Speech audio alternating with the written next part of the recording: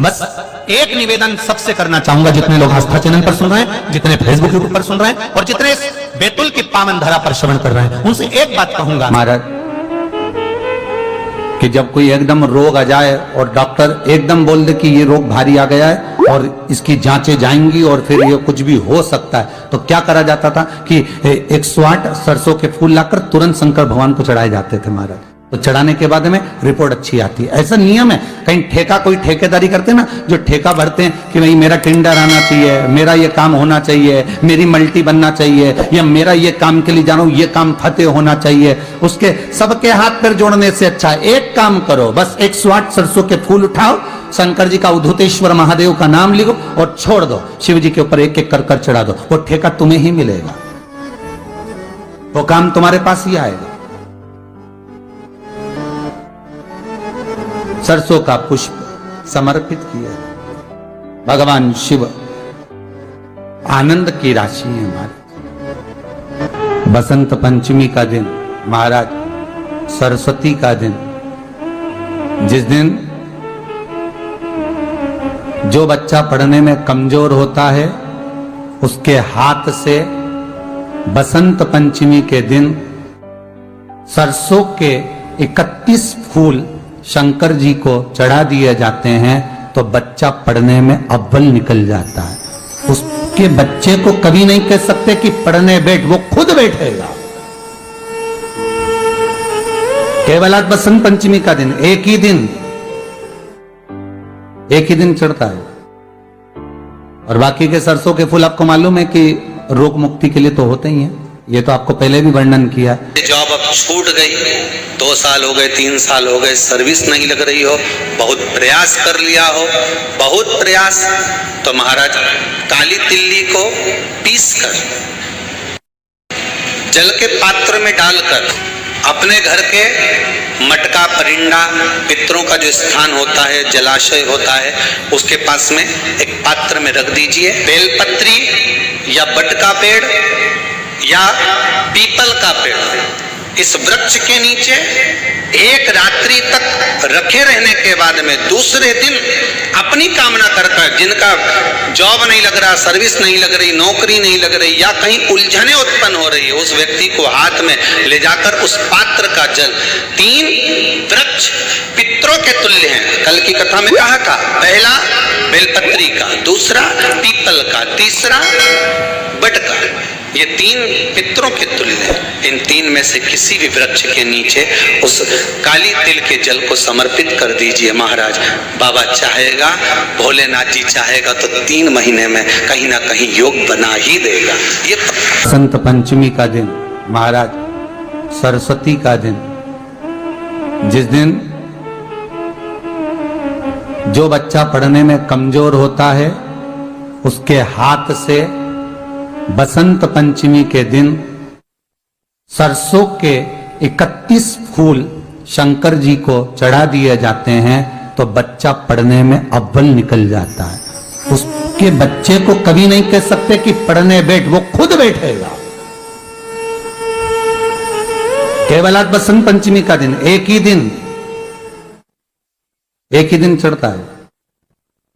और बाकी के सरसों के फूल आपको मालूम है कि रोग मुक्ति के लिए तो होते ही हैं, ये तो आपको पहले भी वर्णन किया महाराज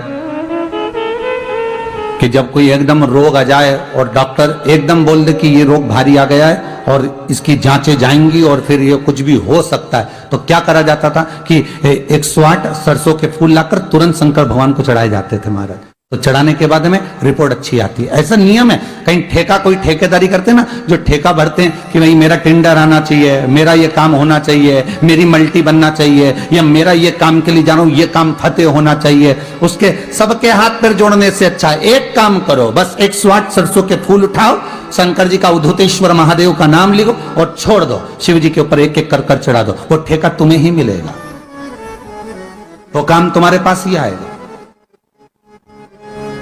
बस केवल अवधूतेश्वर अर्थात ये जो क्रम है, ये वो क्रम तो 108 सरसों के फूल का आप कभी भी कर सकते हो, पर जो ये बच्चों के लिए किया जाता है वो केवल बसंत पंचमी के दिन ही होता है महाराज। आज ही के महाराज कोई दुकान आप डाल रहे हो, नया व्यापार चालू कर रहे हो, और लग रहा है कि चलेगा कि ना चलेगा। पहले भी मैंने 2-4 दुकान डालकर देख ली, नहीं चली, अब नया डाल रहा हूं, कर्जा कर कर डाल रहा हूं, पैसे लाकर डाल रहा हूं, चलेगा नहीं चलेगा। तो उसके लिए सबसे पहला काम करो, कम से कम दुकान खोलने के 7 दिन पहले आम के पत्ते की बंदरवाल बांध दो। दुकान का मुहूर्त होने के 7 दिन पहले आम के पत्ते की बंदरवाल बांधो, और कहीं आम के पत्ते की भस्म मिल जाए, वही भस्म जो आम के पत्ते 21 उठाए सूखे वाले,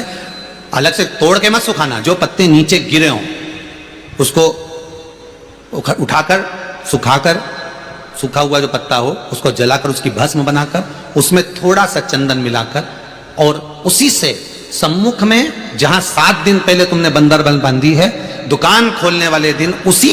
आम के पल्लव की भस्म जो शिव पर चढ़ी थी उसी में चंदन मिला हुआ, वो एक स्वस्तिक का वर्णन पहली वाली कथा में करा कि स्वस्तिक सबसे पहले कहां बना था और कैसे बना था। वो गणेश जी का मस्तक कटा, उसका जो धड़ बचा था उससे स्वस्तिक का निर्माण, ये आपको पहले सुना चुके हैं। जिनने नहीं सुना हो तो इससे पहले वाली कथा सुन लेना, उसमें बता दिया है। स्वस्तिक का निर्माण कर दो, फिर आप अंदर कोई पूजन करो ना करो, आपने कोई अनुष्ठान करा ना करा, यज्ञ पूजन करी ना करी, अगर आप प्रवेश भी कर गए, इतना आपके पास धन नहीं था और आप प्रवेश भी कर गए तो भी घाटे में नहीं जाओगे, व्यापार उन्नति की ओर ही बढ़ेगा, व्यापार बढ़ेगा उसमें। अगर ज्यादा दुख है, संकट बहुत भारी है, इतना बड़ा संकट है कि वो निपट ही नहीं रहा, फिर 1 लोटा जल, उसमें थोड़ा सा चंदन का छींटा, एक सफेद पुष्प शिवजी पर चढ़ाकर, उस चंदन के जल को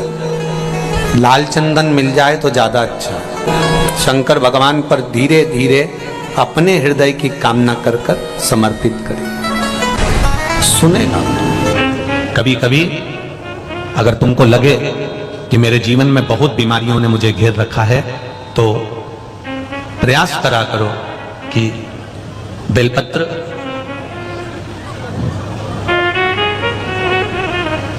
जो ये बेलपत्र होती है, इस बेलपत्र की जो ये डंडी होती है,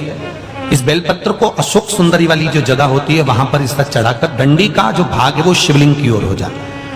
और यहीं से जल चढ़ाते चढ़ाते चढ़ाते चढ़ाते अशोक सुंदरी से जल चढ़ाते चढ़ाते ओमकार जैसा, ओमकार जब हम अशोक सुंदरी से चालू करेंगे तो वो जल पहले गणेश जी के पास जाएगा, फिर वापिस अशोक सुंदरी के पास आएगा, अशोक सुंदरी से कार्तिकेय के पास जाएगा, कार्तिकेय से महादेव के पास जाएगा। ऐसा ओमकार जैसा जल, जब तुम्हें लगे कि बीमारी बहुत घेर रखी है और बहुत बीमारी ने घेर लिया, कोई किडनी, कोई लीवर, कोई बहुत शरीर में कष्ट, कोई रोग बीमारी, या कहीं तुमको ऐसा लग रहा है कि मेरा गर्भ 20 साल हो गए, 22 साल हो गए, संतान नहीं, तब भी इस प्रयोग को जरूर करिएगा।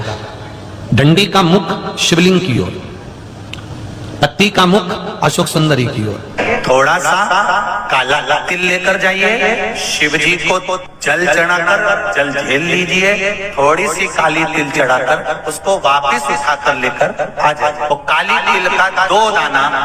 बाबा से औषधि समझकर लेकर आना, बाबा इसको औषधि कर दीजिए। 2 दाना काली तिल, 2 दाने से ज्यादा नहीं, सुबह मुख में रखकर इसको चबा लो, खा लो, 2 दाना। और रोज जल चढ़ाने तो जाते ही हो,